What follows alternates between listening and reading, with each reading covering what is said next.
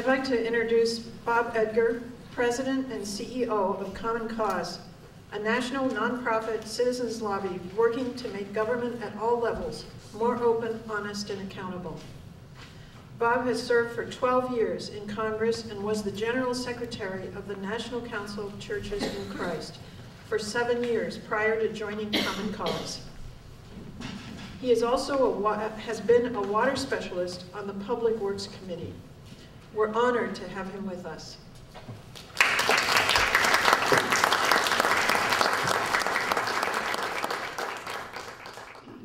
When I was in Congress, that was one of the big lessons that I learned, is that Congress rarely leads, it responds, it follows when pressures build from the bottom up. And if you want to really fix this, you've got to establish eye contact with your state elected officials, make sure they know that you care about this. If you have to use letters, make them personal. I know you're writing these postcards, they're fine, but they can just add and number those postcards. What's even better than the postcards is to sit down and just write them a handwritten note. And if you really want them to read it, seal it and put personal and confidential on the outside and maybe dip it in perfume or something, just get their attention. I'll close with this. Hubert Humphrey said, "The moral test of government is what we do to those in the dawn of life, our children, those in the twilight of life, the elderly, and all of those in the shadows of life, the poor, the sick, and the disabled." My bet is that most of the people in New York don't know about this project. It's going to be a courageous remnant of people like you that's going to make the difference. You're the ones who are going to have to stand up and not be silent.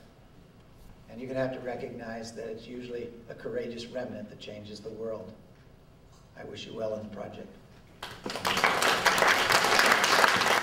He is a former commissioner of New York City's Department of Environmental Protection. He's a passionate advocate for our environment and has traveled around and outside the state, advocating a ban on gas drilling using hydrofracking. Let's welcome Al Appleton.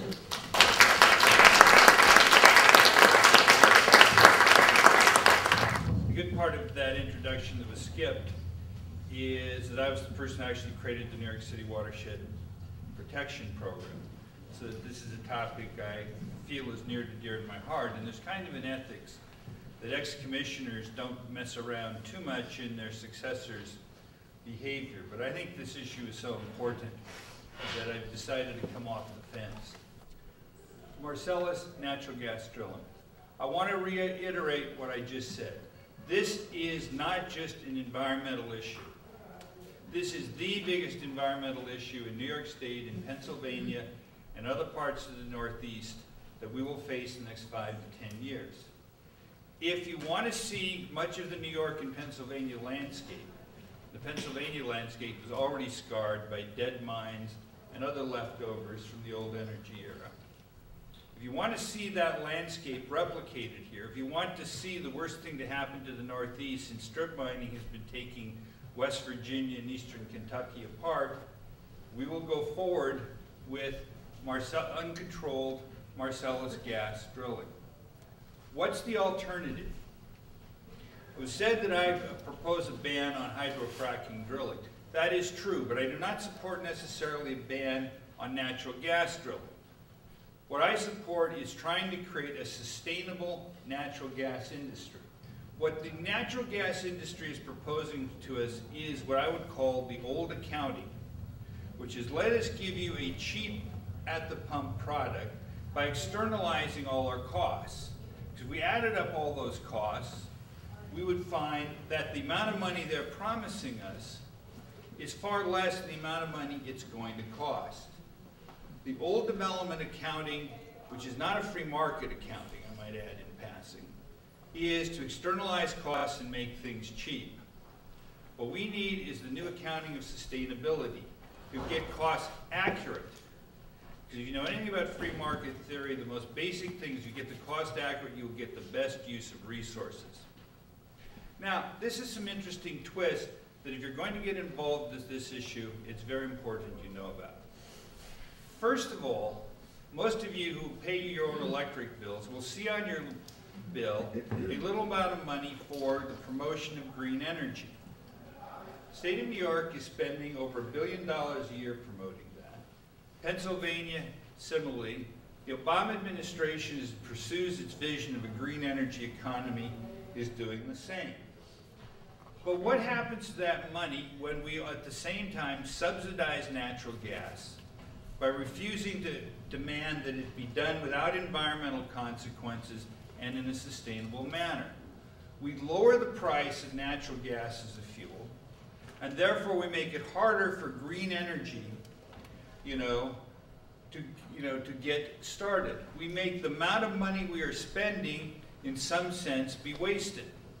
And there was an article in the New York Times last month that pointed out how overall investment in green energy is sinking fast because we're not facing these pricing realities. Now, the natural gas industry, when it faces questions like this, says, we can't afford to, have, quote, over-regulation. It's not clear to me why keeping poisonous materials out of water systems is over-regulation, but let's assume it is for a second. The natural gas industry also tells the governments of the states of New York and Pennsylvania this will be a veritable cornucopia of revenue and of good things. New York will get $1 billion in tax revenue. The state of Pennsylvania will get hundreds of millions, if not billions, in tax revenue. There will be jobs flowing all over the landscape, yet somehow they can't afford to pay the cost of everyday environmental compliance. Am I missing something here? Are you missing something here? One of these people is wrong. And indeed, if we apply one of Appleton's favorite laws, things too good to be true usually are, we will begin to see that most of these promises of wealth unlimited for the economy make no sense. They're just not credible. It's Bernie Madoff. And, well, I hope not, but I wouldn't rule anything out.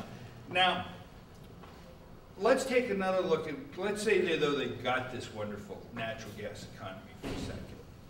Two things. First of all, if you follow Boone Pickens, who's waving pictures of cars running on natural gas and natural gas at half the price of current energy, what do you think is going to happen? We're going to get more imported liquefied natural gas. We're going to get more people looking for new sources of natural gas. This whole thing becomes kind of a Ponzi scheme. It's a Ponzi scheme that's going to make a lot of money in the short term, perhaps, for visible people, but it's not going to make society at large a lot of money for visible people. The $1 billion a year they're promising in revenue for the state of New York doesn't sit up very well when even you assume the filtration plant will only cost $20 billion, or let's say even 15 to be conservative. That's over $1 billion a year in capital costs and $300 million a year in operating costs. So even before we get to the impacts on the rural areas, the economies, the Delaware River Basin water, the sole source aquifers for places like Binghamton, we've already lost $500 million a year. Again, am I missing something? That's really the issue. In the old days they would say, we're going to play you guys for rubes. And that's essentially what they're hoping to get away with.